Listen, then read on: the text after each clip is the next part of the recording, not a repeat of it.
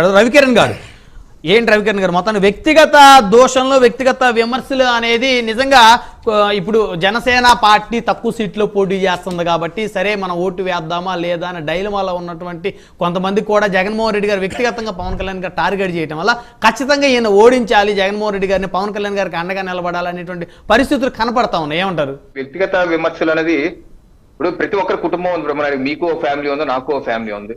నాకు 2 పిల్లలు ఉన్నారు. నా పిల్లలు చదువుకోవాలి కదా, నా భార్య రోజు బయటకు వెళ్ళాలి కదా. ఇప్పుడు నేను రాజకీయాల్లో ఎందుకున్నాను? ప్రజాసేవ కోసం ఉన్నాను. ప్రధానమంత్రి నరేంద్ర మోడీ గారి పిలుపు మీద దేశం ముందు పార్టీ తర్వాత వ్యక్తిగతం చిట్ట చివర అనే సిద్ధాంతాలు నేను చిన్నప్పటి నుంచి నాకు ఆ భావాలు ఉన్నాయి కాబట్టి నేను ఎత్తుక్కుని వెళ్ళి బీజేపీలో జాయిన్ అయ్యి ఆ పార్టీలో ఏదున్నా ఏది లేకపోయినా సామాన్య కార్యకర్త ఈ పని చేసుకుని వెళ్తున్నాను.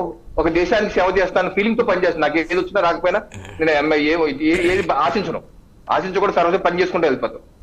నా వరకు ఓకే, నన్ను ఏదన్నానంటే ఓకే. రేపు వ్యక్తిగత విమర్శ, నీ భార్య అదంట, నా భార్య బైక్ లో వెళ్తుంటే ఎవరో వచ్చి బుద్ధి చంపేసి, లేకపోతే నా పిల్లలు ఎక్కడికి వెళ్తుంటే వాళ్ళని ఏడిపించి, ఇవన్నీ ఎంతవరకు అసలు అయితే ఎలా బతకాలి అసలు సమాజంలో?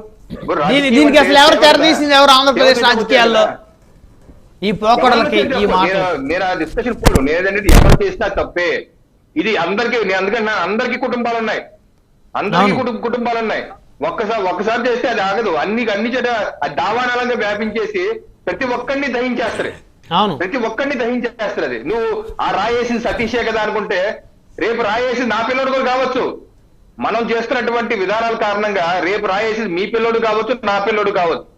ఆ బాధ రేపు వాళ్ళకి, సతీష్ తల్లిదండ్రులకి ఈ రోజు బాధ కలగచ్చు. రేపు ఆ బాధ నాకు ఉండదు, మీకు ఉండదు.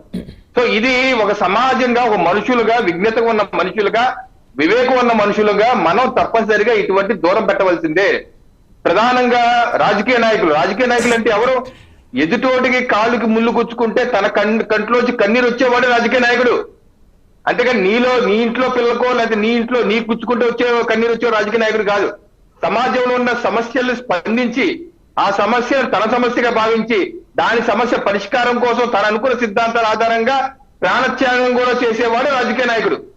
ఇటువంటి దార్శిక భావనలో ఉండవలసిందే రాజకీయ నాయకుడు. ఎన్ని పోయి చెత్త మాటలు లేకపోతే అనవసరమైన మాటలు ఎవరు మాట్లాడినా తప్పే. ఈ ఇంటికి ఆ ఇల్లు ఎంత దూరం, ఆ ఇల్లుకి ఈ తద్ది దూరం. ఈ రోజు నువ్వంటే నీతో ఆగదు. నాలుగు అందరికీ ఉంది, చేతులు కాళ్ళు అందరికీ ఉన్నాయి. సో ఇది అందరూ గుర్తించుకునే మంచిదండి.